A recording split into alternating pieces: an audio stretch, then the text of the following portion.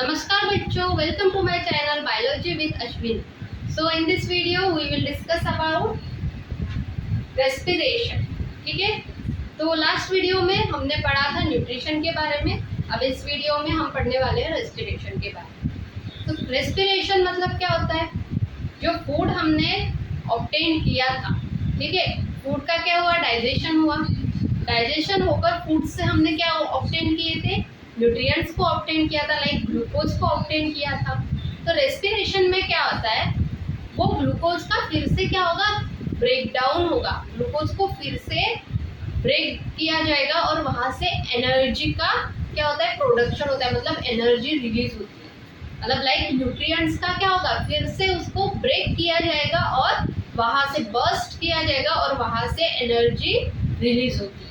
ठीक है, तो there are two types of respiration, aerobic and anaerobic respiration. ठीक है, एरोबिक रेस्पिरेशन मतलब जहाँ पर ऑक्सीजन प्रेजेंट होता है, जो रेस्पिरेशन में ऑक्सीजन का इन्वॉल्वमेंट होता है, वैसे रेस्पिरेशन को क्या बोलेंगे, एरोबिक रेस्पिरेशन. ठीक है, और अनएरोबिक रेस्पिरेशन मतलब जहाँ पर ऑक्सीजन अब्सेंट होता है, जहाँ पर ऑक्सीजन का इन्वॉल्वमेंट नहीं होता है, ऐसे रेस्पिरेशन को बोलेंगे अनएरोबिक रेस्पिरेशन. ठीक है, there are two types of respiration, aerobic and anaerobic.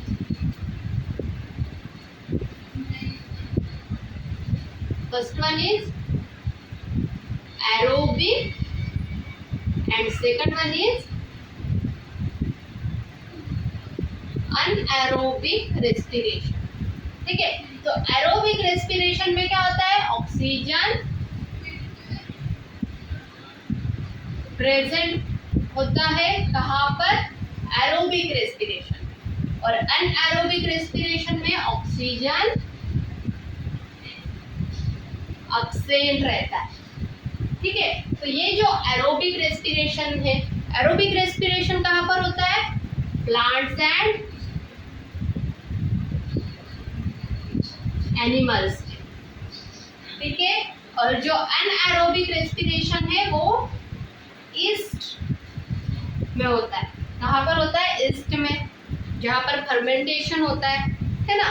तो ईस्ट कभी कभी अगर ऑक्सीजन प्रेजेंट रहता है तो वो एरोबिक रेस्पिरेशन भी परफॉर्म करता है और वो अनएरोबिक रेस्पिरेशन भी परफॉर्म करता है.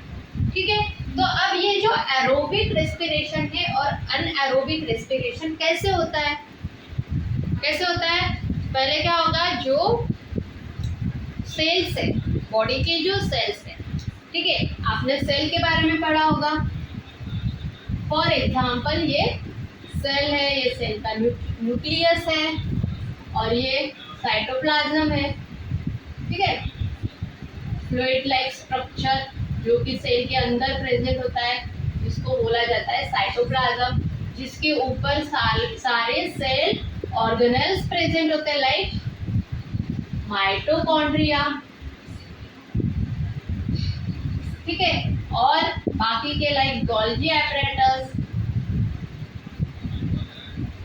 लाइक एंडोप्लाज्मिक रेटिकुलम, रफ और स्मूथ, और छोटे राइबोसोम्स प्रेजेंट होते हैं. और इस तरह से अलग अलग सेल ऑर्गेनेलीज प्रेजेंट होती है इसमें, सेल के अंदर. ठीक है, तो क्या होता है, एरोबिक रेस्पिरेशन में क्या होता है, जो ऑक्सीजन का इन्वॉल्वमेंट होता है. ठीक है, तो पहले क्या होगा, जो ग्लूकोज था, लाइक ग्लूकोज का ब्रेकडाउन कहाँ पर होता है, साइटोप्लाज्म में. ठीक है, ये जो है, ये क्या है, साइटोप्लाज्म, जिसके ऊपर सारे सेल ऑर्गेनेल्स स्कैटर्ड होते हैं. ठीक है, मतलब फैले हुए होते हैं, जिसके ऊपर सेल ऑर्गेनेल्स प्रेजेंट होते हैं. तो ये जो है, ये क्या है, ये साइटोप्लाज्म है. तो यहाँ पर ग्लूकोज का ब्रेकडाउन होता है पहले. ठीक है, वो ग्लूकोज फिर उसका ब्रेकडाउन होकर, ग्लूकोज में कितने कार्बन्स प्रेजेंट रहते हैं, ग्लूकोज में कितने कार्बन, 6 कार्बन. ग्लूकोज का मॉलिक्यूलर फार्मूला तो पता है, C6H12O6. ये ग्लूकोज का क्या है, मॉलिक्यूलर फार्मूला है. तो कितने कार्बन प्रेजेंट है ग्लूकोज में, 6 कार्बन प्रेजेंट है. फिर उसका क्या होगा, ग्लूकोज का क्या होगा, ब्रेकडाउन होगा। और वो ग्लूकोज का ब्रेकडाउन कहाँ पर होगा, साइटोप्लाज्म में। और किस में कन्वर्ट होगा ग्लूकोज, पायरूवेट में। कितने कार्बन प्रेजेंट रहेंगे इसमें, 3 कार्बन। ठीक है, ये जो प्रोसेस है साइटोप्लाज्म के अंदर ग्लूकोज का ब्रेकडाउन होता है, तो ये दोनों रेस्पिरेशन में होती है। ठीक है, इसके बाद फिर जो जहां पर ऑक्सीजन प्रेजेंट होता है, मतलब प्लांट्स के अंदर या फिर एनिमल्स के अंदर ऑक्सीजन प्रेजेंट है ना। फिर ऑक्सीजन प्रेजेंट है तो जो पायरूवेट है उसका फिर से क्या होगा, ब्रेकडाउन होगा और वहां से एनर्जी रिलीज होती है, कार्बन डाइऑक्साइड रिलीज होता है और वाटर, कार्बन डाइऑक्साइड और वाटर बाय प्रोडक्ट्स है और एनर्जी का क्या होता है, रिलीज होता है। एनर्जी कहाँ पर फॉर्म होगी, माइटोकॉन्ड्रिया के अंदर, इसलिए माइटोकॉन्ड्रिया को क्या बोला जाता है, power house of the cell. तो माइटोकॉन्ड्रिया में एनर्जी रिलीज होती है कौन से रेस्पिरेशन में, एरोबिक रेस्पिरेशन में, मतलब जहां पर ऑक्सीजन प्रेजेंट होता है वैसे रेस्पिरेशन में क्या होता है, माइटोकॉन्ड्रिया के अंदर एनर्जी का क्या होता है, रिलीज होता है, एनर्जी रिलीज होती है। लेकिन जहां पर ऑक्सीजन प्रेजेंट नहीं होता, लाइक अनएरोबिक रेस्पिरेशन, मतलब जहां पर ऑक्सीजन अब्सेंट है, वहां पर क्या होगा, साइटोप्लाज्म में ही एनर्जी का क्या होता है, प्रोडक्शन होता है, एनर्जी रिलीज होती है। ठीक है, तो जो अनएरोबिक रेस्पिरेशन है, अनएरोबिक रेस्पिरेशन में 38 ATP, 36 to 38 ATP energy release होती है, लेकिन अनएरोबिक रेस्पिरेशन में ओनली 2 एटीपी, एडिनोसिन ट्राइफॉस्फेट। ठीक है, बस 2 एटीपी का मतलब एनर्जी का क्या होता है, प्रोडक्शन होता है। तो जहाँ पर ऑक्सीजन प्रेजेंट नहीं होता है वहाँ पर एनर्जी ज़्यादा प्रोड्यूस नहीं होती, और जहाँ पर ऑक्सीजन प्रेजेंट होता है वहाँ पर एनर्जी का प्रोडक्शन ज़्यादा होता है। ठीक है,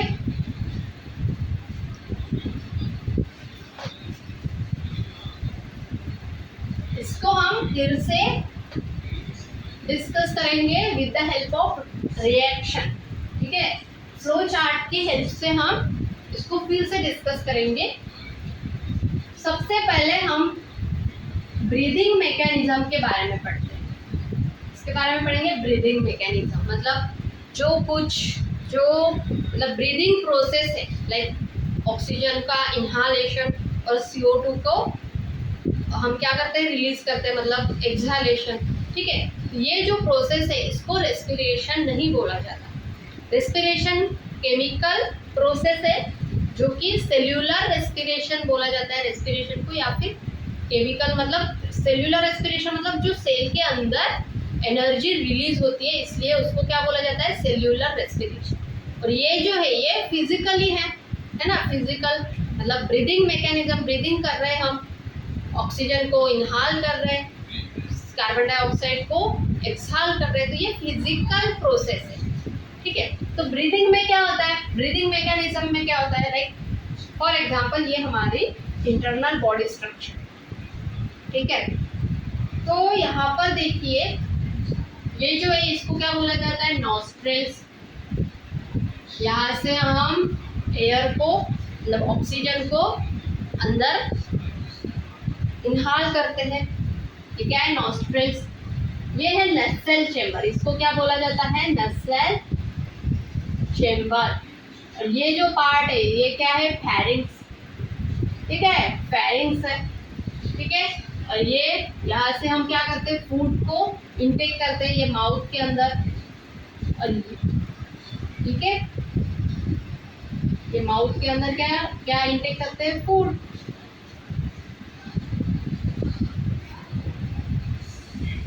फॉर एग्जाम्पल ये क्या है, ये फेरिंक्स। ठीक है, फॉर एग्जाम्पल ये है वेंट पाइप। क्या है, वेंट पाइप।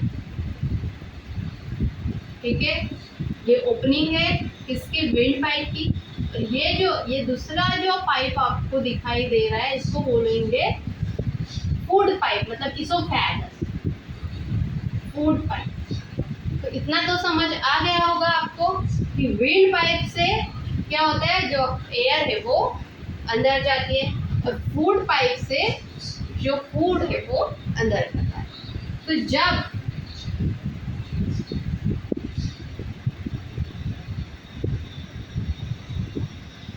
ठीक है, इसको बोला जाता है ग्लॉटिस। जो विंड पाइप है जिसकी ये जो ओपनिंग है इसको बोला जाता है ग्लॉटिस, ठीक है। और ये फूड पाइप की ओपनिंग है, ठीक है। और यहाँ से एक ऐसे स्ट्रक्चर प्रेजेंट होता है जिसको बोला जाता है एपिग्लॉटिस, जो कि जब फूड आता है ना, जब हम फूड का इंटेक करते हैं तो ये जो स्ट्रक्चर है जो कि एपिग्लॉटिस है, इसको क्या बोला जाता है, एपिग्लॉटिस। ये क्या करता है, फूड पाइप को क्लोज करता है, बंद करता है। जब हम फूड इंटेक करते हैं तो ये जो फूड है ये फिर कहाँ से जाएगा, फूड पाइप से अंदर जाता है, कहाँ पर, स्टमक के अंदर, ठीक है। लेकिन जो एयर है वो एयर कहाँ से आएगी अंदर, जो विंड पाइप है, ये जो इसको क्या बोला जाता है, ट्रकिया। क्या बोला जाता है, ट्रकिया।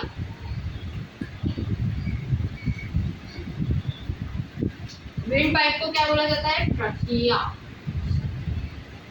ठीक है।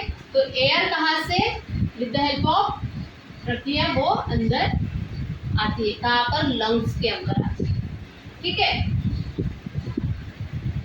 इसको हमें 11th क्लास में पढ़ना है, एपिग्लॉटिस, ग्लॉटिस, ठीक है।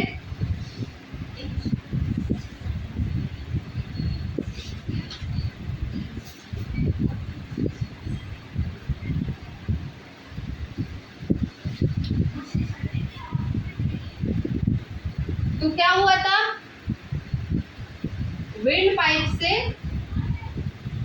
विद हेल्प ऑफ नॉस्ट्रिल हमने क्या किया, एयर को अंदर लिया, इनहाल किया, और फिर वो एयर, ये जो ट्रकिया है, ये ट्रकिया से वो क्या हो जाएगा, लंग्स के अंदर, ठीक है। ये जो ट्रकिया है, विंड पाइप को क्या बोला जाता है, ट्रकिया। तो उसके पहले नॉस्ट्रिल्स में क्या प्रेजेंट होता है, हेयर्स प्रेजेंट होते हैं। क्या प्रेजेंट रहेंगे, हेयर्स।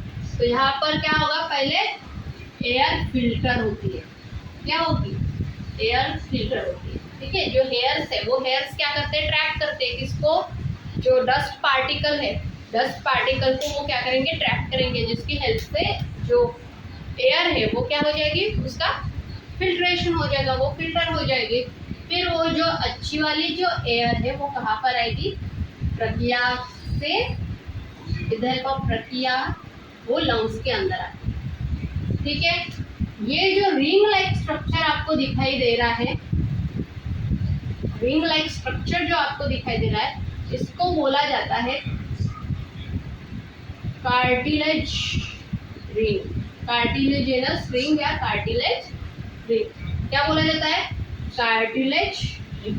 तो इसका जो शेप है वो कैसे रहेगा, ऐसे रहेगा, पीछे से वो पैक नहीं है, बस यहाँ से यहाँ तक ही वो उसको कवर किया गया है, ठीक है।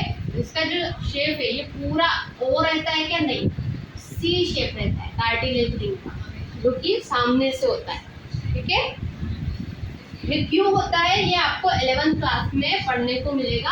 अभी आपको बस इतना याद रखना है कि ये जो स्ट्रक्चर है, सी लाइक स्ट्रक्चर, जिसको बोला जाता है कार्टिलेज रिंग, ठीक है। ये यहाँ पर क्यों प्रेजेंट होती है, क्योंकि for protection of trachea, trachea को प्रोटेक्ट करने के लिए ये रिंग यहाँ पर प्रेजेंट होती है, ठीक है। कैसे प्रोटेक्ट, जब हम इनहालेशन करते हैं तो वो ये जो ट्रकिया है ये क्या होगा, एक्सपांड होगा, तो उसकी वजह से ये ब्रेक हो सकता है, इसलिए यहाँ पर उसको प्रोटेक्ट करने के लिए कार्टिलेज रिंग प्रेजेंट होती है, ठीक है। फिर एयर, ये ट्रकिया है, ये जो ट्रकिया है इसके जो ये दो ब्रांचेस है, ठीक है, इसको बोला जाता है ब्रोंकाई। क्या बोला जाता है, ब्रोंकाई। ये ट्रकिया के ये दोनों ब्रांचेस है, इसको क्या बोलेंगे, ब्रोंकाई, ठीक है। ये भी ब्रोंकाई, सॉरी, ये दोनों को क्या बोलेंगे, ब्रोंकाई, ठीक है। फिर ये जो ब्रोंका है ये फिर से डिवाइड हुए हैं लंग्स के अंदर, इसके स्मॉल ये जो है इसका फिर से डिवीजन हुआ है ना, इसके और ब्रांचेस है ब्रोंका के। ये जो ब्रांचेस है इसको बोलेंगे ब्रोंकियोल्स। इसको क्या बोला जाता है? ब्रोंकियोल्स। क्या बोलेंगे? ब्रोंकियोल्स। ठीक है। और ये जो सैक लाइक स्ट्रक्चर आपको प्रेजेंट जो दिखाई दे रहा है ब्रोंकियोल्स के ऊपर, इसको बोला जाता है एल्वियोलाई, एल्वियोली। क्या बोला जाता है? एल्वियोली या फिर एल्वियोलाई। ठीक है। और ये जो नीचे का जो ये पार्ट है, ये जो स्ट्रक्चर है, इसको बोलेंगे ये यहाँ का। यहाँ पर क्या प्रेजेंट होता है? डायफ्राम। क्या प्रेजेंट होता है? डायफ्राम। ठीक है। तो जब ब्रीदिंग मैकेनिज्म कैसे होता है? ब्रीदिंग क्या होता है? जब हमने एयर को क्या किया? एयर को अंदर लिया, ठीक है, इनहाल किया, तो फिर क्या होगा? ये एयर यहाँ से दोनों लंग्स में आ जाएगी। फिर लंग्स से जो लंग्स है वो क्या हो जाएंगे? एक्सपांड हो जाएंगे ना। लंग्स क्या हुए? फूल गए, है ना। उसकी वजह से ये जो डायफ्राम है, डायफ्राम इन नीचे की तरफ क्या करेगा? मूव करेगा। जो डायफ्राम है, डायफ्राम का मूवमेंट कैसे रहेगा? डाउनवर्ड रहेगा। ठीक है। जब हम एयर को क्या करते हैं? रिलीज करते हैं, तो ये जो डायफ्राम है ये ऊपर की तरफ क्या हो जाएगा? मूव करेगा, मतलब ये अपवर्ड मूव करेगा। जब इनहाल किया तब वो कहा उसने डाउनवर्ड क्या किया था? उसका मूवमेंट जो था वो कैसे था? डाउनवर्ड था। और जब हमने क्या किया? एयर को रिलीज किया, मतलब रिलैक्स, है ना, रिलैक्स हो गए, तो फिर जो डायफ्राम है वो रिलैक्स हो जाएगा और वो अपर डायरेक्शन में क्या करेगा? मूवमेंट करेगा। ठीक है। जब हमने इनहाल किया, एयर को अंदर लिया, तब जो डायफ्राम है वो डाउनवर्ड डायरेक्शन में मूवमेंट करता है, और जब एक्सहाल करते हैं तब वो अपवर्ड डायरेक्शन में क्या करता है? मूवमेंट करता है। मतलब जब वो रिलैक्स हो गया तो अपनी जगह पर वो आ जाएगा। ठीक है। क्या हुआ? इतना समझ में आया? तो यहाँ से डायफ्राम का भी यहाँ पर प्रेशर आ जाएगा, तो उसकी वजह से ये जो लंग्स है वो एयर को क्या करेंगे? रिलीज करेंगे, मतलब बाहर की तरफ वो क्या करेंगे? फेंक देंगे। और यहाँ से यहाँ पर क्या प्रेजेंट होते हैं? रिब्स प्रेजेंट होते हैं। रिब्स प्रेजेंट होते हैं ना। लंग्स के ऊपर क्या प्रेजेंट होते हैं? रिब्स प्रेजेंट होते हैं, कि जो कि लंग्स को क्या करते हैं? प्रोटेक्ट करते हैं। ठीक है। ऊपर से जो बोन्स जो लाइक प्रेजेंट है, बोन्स लाइक स्ट्रक्चर जो प्रेजेंट है ऊपर से, इसको बोला जाता है रिब्स। क्या बोला जाता है? रिब्स। ठीक है। यहाँ तक समझ में आया? ये क्या था? स्ट्रक्चर था इसका। ब्रीदिंग मैकेनिज्म के बारे में बताया। एयर यहाँ से पास होगी, फिर वो कहाँ पर जाएगी? गैसियस एक्सचेंज कहाँ पर होता है? एल्वियोलाई में। एल्वियोली में क्या होगा? गैसियस एक्सचेंज होता है। वो क्या करता है? सरफेस एरिया प्रोवाइड करता है फॉर गैसियस एक्सचेंज। कौन? एल्वियोली। ठीक है। एल्वियोली प्रोवाइड सरफेस एरिया किसके लिए? गैसियस एक्सचेंज के लिए। ठीक है। तो ये था ब्रीदिंग मैकेनिज्म। मतलब ब्रीदिंग मैकेनिज्म मतलब ऑक्सीजन को इनहाल किया, गैसियस एक्सचेंज। ठीक है। सिंपल वर्ड में बोलेंगे तो गैसियस जो एक्सचेंज हो रहा है उसको क्या बोलेंगे? ब्रीदिंग। और जो रेस्पिरेशन है, रेस्पिरेशन मतलब सेल्यूलर रेस्पिरेशन, मतलब सेल्स के अंदर with the help of oxygen energy क्या होती है? प्रोड्यूस होती है। वो प्रोसेस को बोला जाता है रेस्पिरेशन। ठीक है। इसको हम बोल सकते हैं एक्सटर्नल रेस्पिरेशन, और जो अंदर से जो हो रहा है सेल्यूलर रेस्पिरेशन उसको बोल सकते हैं इंटरनल रेस्पिरेशन। ठीक है। अब हम पढ़ेंगे रेस्पिरेशन के बारे में।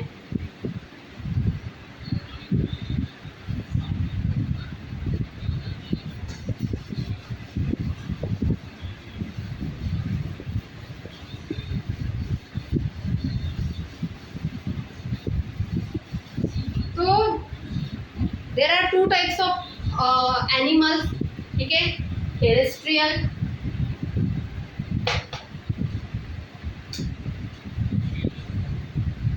टेरेस्ट्रियल एनिमल और एक्वेटिक एनिमल, है ना। तो टेरेस्ट्रियल एनिमल मतलब जो जमीन पर रहते हैं, एक्वेटिक एनिमल मतलब जो पानी में रहते हैं, पानी के अंदर रहते हैं। तो टेरेस्ट्रियल एनिमल और एक्वेटिक एनिमल का जो रेस्पिरेशन है, मतलब जो टेरेस्ट्रियल एनिमल्स है वो उनका जो ब्रीदिंग है वो कैसे होता है, स्लो होता है कंपेयर टू एक्वेटिक एनिमल्स। और एक्वेटिक एनिमल्स का जो ब्रीदिंग मैकेनिज्म है वो कैसे रहेगा, फास्ट रहेगा। वो फास्ट क्या करेंगे, सांस लेंगे। लेकिन जो टेरेस्ट्रियल है वो थोड़ा उनसे स्लोली क्या करते हैं, ब्रीदिंग करते हैं। ठीक है, तो ऐसा क्यों होता है, ये डिफरेंस क्यों है? क्योंकि जो टेरेस्ट्रियल एनिमल्स है वो ऑक्सीजन कहाँ से लेते हैं, एनवायरमेंट से, एटमॉस्फेयर से, है ना। जो टेरेस्ट्रियल एनिमल्स है वो ऑक्सीजन को कहाँ से ऑब्टेन करेंगे, एटमॉस्फेयर से। लेकिन जो एक्वेटिक जो एनिमल्स है वो कहाँ से ऑक्सीजन को ऑब्टेन करते हैं, वाटर से। और वाटर में कौन सा ऑक्सीजन प्रेजेंट होता है, डिसॉल्व ऑक्सीजन, है ना। वाटर में कौन सा ऑक्सीजन प्रेजेंट होता है, डिसॉल्व ऑक्सीजन, जो कि वाटर के अंदर डिसॉल्व होता है। उसके बाद एक्वेटिक एनिमल्स क्या करेंगे, ऑक्सीजन को क्या करेंगे, ऑब्टेन करेंगे। और टेरेस्ट्रियल एनिमल्स कहाँ से ऑब्टेन करते हैं, एटमॉस्फेयर से। इसलिए टेरेस्ट्रियल जो एनिमल्स है with the compare of aquatic animals, terrestrial animals क्या करेंगे, ब्रीदिंग स्लोली करते हैं। और जो एक्वेटिक एनिमल्स है वो उनका जो ब्रीदिंग प्रोसेस है वो कैसे होता है, फास्ट। ठीक है,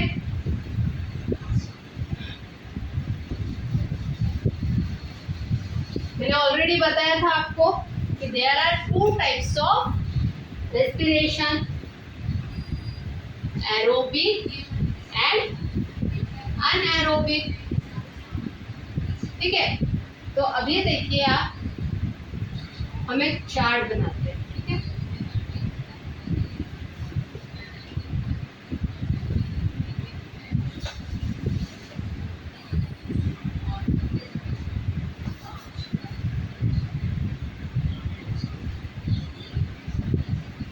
ग्लूकोज,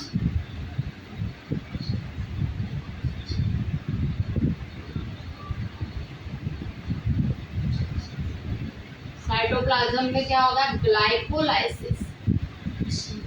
साइटोप्लाज्म के अंदर क्या होता है, ग्लाइकोलाइसिस होता है। सॉरी,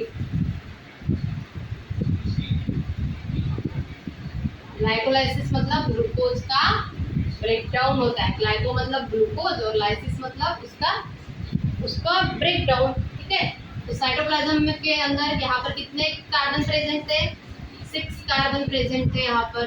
ठीक है, फिर इसका साइटोप्लाज्म सेल के, ये जो साइटोप्लाज्म है यहाँ पर क्या हुआ, इसका ब्रेकडाउन हुआ। इसका फॉर एग्जांपल ये ग्लूकोज है। ठीक है, इसका क्या हुआ, ब्रेकडाउन हुआ। ब्रेकडाउन होकर ये किस में कन्वर्ट हो गया, पायरुवेट पे। कहाँ पर, ये साइटोप्लाज्म में। ठीक है,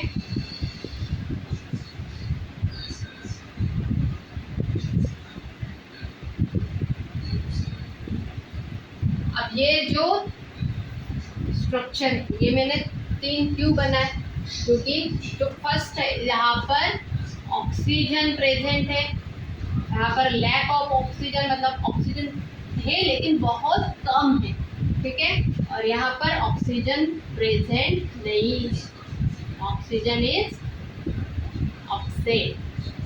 तो जहाँ पर ऑक्सीजन प्रेजेंट रहता है उसका जो पायरुवेट का ब्रेकडाउन है, सॉरी यहाँ पर मैंने पायरुवेट नहीं लिखा, क्या ग्लूकोज किस में कन्वर्ट हो गया था, पायरुवेट में। ठीक है, फिर पायरुवेट का फिर से क्या होगा, ब्रेकडाउन होगा ना। क्यों, एनर्जी के लिए। पायरुवेट एनर्जी है क्या, नहीं। पायरुवेट को फिर से क्या करना पड़ेगा, उसका ब्रेकडाउन करना पड़ेगा। तो यहाँ पर ऑक्सीजन प्रेजेंट होता है, वो उसका ब्रेकडाउन कहाँ पर होगा, माइटोकॉन्ड्रिया के अंदर। मैंने ऑलरेडी बताया है आपको। ठीक है, लैक ऑफ ऑक्सीजन मतलब ऑक्सीजन है लेकिन बहुत कम है, फिर भी इसका जो ब्रेकडाउन है वो कहाँ पर होगा, साइटोप्लाज्म में। और इसमें इसका भी ब्रेकडाउन कहाँ पर होता है, साइटोप्लाज्म के अंदर। ठीक है, सेल का जो साइटोप्लाज्म होता है उसके अंदर ही, साइटोप्लाज्म में ही इसका क्या होता है, पूरी तरह से ब्रेकडाउन। ठीक है, यहाँ पर 6 थे, यहाँ पर 3 कार्बन। तो जहाँ पर ऑक्सीजन प्रेजेंट होता है वहाँ पर क्या होगा, साइटोप्लाज्म में ग्लूकोज का क्या हो गया, ब्रेकडाउन हो गया। ठीक है, तो ये जो है ये यहाँ से यहाँ तक की जो प्रोसेस है ये एरोबिक में भी होती है और अनएरोबिक में भी यही प्रोसेस है। ठीक है, ये जो प्रोसेस है ग्लूकोज का ब्रेकडाउन कहाँ पर होगा, ग्लाइकोलाइसिस जो होता है और पायरूवेट में जो कन्वर्ट होता है, ये एरोबिक में यही प्रोसेस रहेगी और अनएरोबिक में भी यही प्रोसेस रहेगी। ठीक है, इसके बाद जो पायरूवेट का जो फिर से ब्रेकडाउन होता है वो जो एरोबिक है, एरोबिक में माइटोकॉन्ड्रिया के अंदर होता है और अनएरोबिक के में साइटोप्लाज्म के अंदर होता है। ठीक है, तो माइटोकॉन्ड्रिया के अंदर क्या हुआ, ब्रेकडाउन हुआ किसका, पायरूवेट का। तो ये क्या फॉर्म करता है, CO2 प्लस H2O, वाटर को भी निकालेगा और ATP मतलब एनर्जी। ठीक है, तो यहाँ पर कितनी 36 to 38 एनर्जी क्या होती है, रिलीज होती है, मतलब बहुत ज़्यादा अमाउंट में एनर्जी का क्या होता है, प्रोडक्शन होता है जहाँ पर ऑक्सीजन प्रेजेंट होता है। तो ये कौन सी है, एरोबिक रेस्पिरेशन। ये कौन सा रेस्पिरेशन है, एरोबिक रेस्पिरेशन। ठीक है, और लैक ऑफ ऑक्सीजन मतलब ऑक्सीजन है लेकिन ना के बराबर। तो यहाँ पर भी क्या होगा, फिर ये माइटोकॉन्ड्रिया के अंदर होगा क्या, नहीं, ये कहाँ पर होता है, साइटोप्लाज्म के अंदर ही, साइटोप्लाज्म में ही क्या होता है, इसका ब्रेकडाउन होता है और क्या फॉर्म करता है, लैक्टिक एसिड प्लस CO2 और ओनली 2 ATP, मतलब सिर्फ 2 ATP, मतलब बहुत कम अमाउंट में एनर्जी का क्या होता है, प्रोडक्शन होता है और ये लैक्टिक एसिड भी फॉर्म होता है। तो ये कहाँ पर होता है, लैक ऑफ ऑक्सीजन। जैसे फॉर एग्जांपल हम बहुत ज़्यादा क्या किया, हमने एक्सरसाइज कर ली, ठीक है, बहुत ज़्यादा हमने एक्सरसाइज की, तो कुछ मसल्स ऐसे होते हैं फिर वहाँ पर ऑक्सीजन नहीं पहुँच पाएगा। ठीक है, बहुत ज़्यादा एक्सरसाइज की तो फिर वहाँ पर ऑक्सीजन का जो लेवल है वो बहुत कम हो गया, ना के बराबर। ठीक है, 0.001% ऑक्सीजन का लेवल है। ठीक है, तो फिर वहाँ पर क्या होता है, फिर वहाँ पर कौन सा रेस्पिरेशन होता है, अनएरोबिक रेस्पिरेशन होता है और पायरूवेट का जो ब्रेकडाउन है वो साइटोप्लाज्म के अंदर ही हो जाता है। ठीक है, तो पायरूवेट का जो ब्रेकडाउन है मतलब पूरी तरह से ब्रेक होता है क्या, नहीं, उसका जो ब्रेकडाउन है वो पूरी तरह से ब्रेक नहीं होता है, इसलिए क्या होता है, एनर्जी बहुत कम क्या होती है, रिलीज होती है, बहुत कम एनर्जी प्रोड्यूस होती है और लैक्टिक एसिड फॉर्म होता है मसल्स के अंदर। ठीक है, लैक्टिक एसिड फॉर्म होने की वजह से मसल क्रैम्प्स होते हैं, मसल फैटिग। ठीक है, इसके वजह से क्या होगा, इसकी वजह से मसल क्रैम्प हो सकते हैं। मसल क्रैम्प मतलब हमें बहुत ज़्यादा क्या होता है, पेन होता है मसल्स के अंदर। ठीक है, ये कहाँ पर होता है, जहाँ पर ना के बराबर ऑक्सीजन प्रेजेंट होता है, लैक ऑफ ऑक्सीजन। और दूसरा ऑक्सीजन एब्सेंट, मतलब ऑक्सीजन पूरी तरह से एब्सेंट है, बिल्कुल ऑक्सीजन प्रेजेंट नहीं है, तो ये क्या फॉर्म करेगा, इथेनॉल। ठीक है, और कार्बन डाइऑक्साइड और 2 ATP, मतलब ये भी बहुत कम एनर्जी को क्या करता है, फॉर्म करता है। ठीक है, जहाँ पर ऑक्सीजन प्रेजेंट नहीं होता है वहाँ पर भी क्या होगा, इथेनॉल। ठीक है, तो इसको बोला जाता है फर्मेंटेशन। जैसे ईस्ट है, आपने देखा होगा ना, ईस्ट जब जैसे फॉर एग्जांपल इडली का जो बैटर है, ठीक है, इडली के बैटर को आपने देखा होगा, आपने रख दिया, फिर वहाँ पर ईस्ट क्या करता है, एनर्जी प्रोड्यूस करता है, तो वहाँ पर क्या होता है, वो फर्मेंट हो जाता है ना। ठीक है, वो ऊपर आ जाता है वहाँ पर, फिर आपने देखा होगा वो फर्मेंटेशन होता है उसका, तो बिकॉज ऑफ ईस्ट। तो जो ईस्ट है वो बहुत कम एनर्जी का क्या करेगा, प्रोडक्शन करेगा। ठीक है, और ये जो है ब्रूइंग प्रोसेस, इसको अल्कोहल जो प्रोडक्शन होता है उसको बोला जाता है ब्रूइंग। ठीक है, ब्रूइंग मेथड। ठीक है, ब्रूइंग मेथड से अल्कोहल का क्या होता है, प्रोडक्शन होता है, क्योंकि अल्कोहल भी कैसे प्रोड्यूस होता है, with the help of fermentation. Alcohol production कैसे होता है, with the help of fermentation. तो इसका जो एग्जांपल है ये इज, ठीक है, यहाँ पर कुछ मसल और ये एनिमल्स और प्लांट्स के अंदर भी होता है रेस्पिरेशन, ठीक है। तो ये था रेस्पिरेशन। तो अनएरोबिक और एरोबिक, अनएरोबिक में ऑक्सीजन अब्सेंट रहता है, एरोबिक में ऑक्सीजन प्रेजेंट होता है, ऑक्सीजन का इन्वॉल्वमेंट होता है, ठीक है। तो मैं एक आपको आइडिया दे देती हूँ कि कैसे होता है।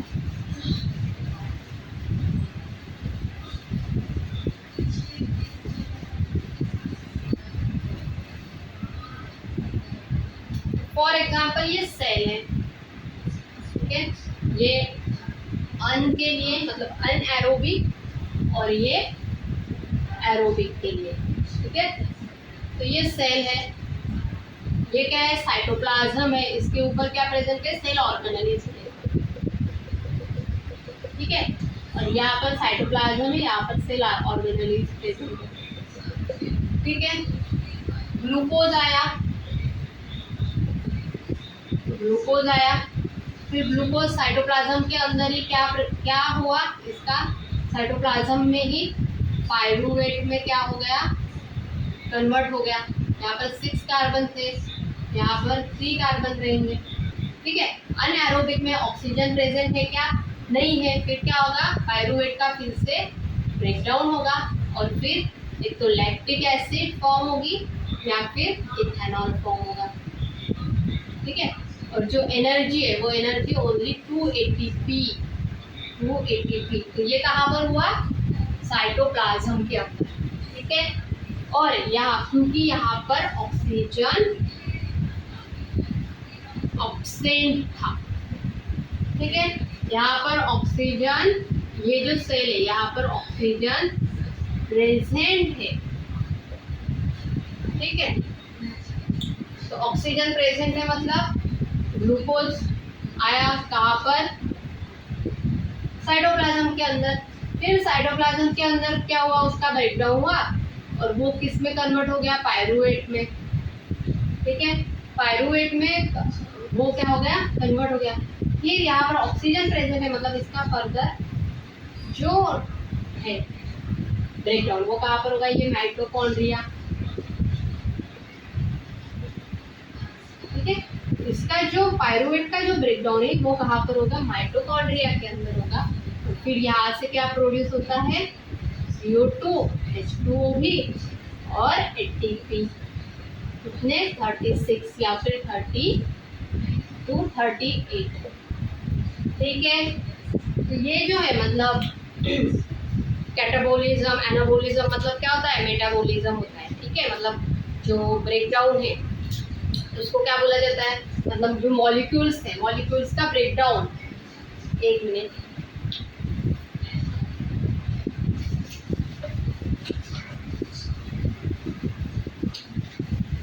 मॉलिक्यूल्स का जब मेटाबॉलिज्म,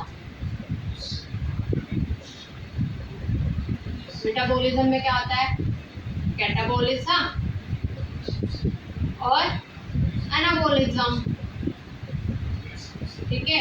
तो कैटाबॉलिज्म में क्या होता है, कैटाबॉलिज्म में मॉलिक्यूल्स का ब्रेकडाउन होता है, ब्रेकडाउन ऑफ मॉलिक्यूल्स, और यहाँ पर न्यू मॉलिक्यूल्स फॉर्म होते हैं। न्यू मॉलिक्यूल्स क्या होते हैं, फॉर्म होते हैं, मतलब जैसे हाइड्रोजन है और क्या है, हाइड्रोजन और ऑक्सीजन है, हाइड्रोजन को और ऑक्सीजन को मिलाकर क्या हुआ, वाटर का फॉर्म हुआ, ठीक है। इस तरह से एनाबॉलिज्म में न्यू मॉलिक्यूल्स का क्या होता है, फॉर्मेशन होता है। और यहाँ पर मॉलिक्यूल्स जो होते हैं उनका ब्रेकडाउन होते हैं, स्प्लिटिंग अप होते हैं, तो इसको बोला जाता है मेटाबॉलिज्म। समझ में आया है यहाँ तक। अभी देखिए पहले हमने क्या पढ़ा था, न्यूट्रिशन के बारे में। न्यूट्रिशन में क्या हुआ था, फूड का ब्रेकडाउन हुआ था और फूड को ब्रेक कर करके उसको सिंपल फॉर्म में कन्वर्ट किया गया था, मतलब केमिकल फॉर्म में कन्वर्ट किया, ठीक है। फिर रेस्पिरेशन में क्या होता है, वो जो न्यूट्रिएंट्स है उसका ब्रेकडाउन होता है और वहाँ से एनर्जी रिलीज होती है, ठीक है। ये था रेस्पिरेशन। इसके आगे हम क्या पढ़ेंगे, ट्रांसपोर्टेशन। तो ट्रांसपोर्टेशन में क्या होगा, ये जो ट्रांसपोर्ट हो रहा है, ऑक्सीजन का ट्रांसपोर्टेशन हो रहा है, ये जो मॉलिक्यूल्स है इसका ट्रांसपोर्टेशन हो रहा है। तो वो ट्रांसपोर्टेशन कैसे होता है ये हम नेक्स्ट वीडियो में पढ़ने वाले हैं। ठीक है, थैंक यू।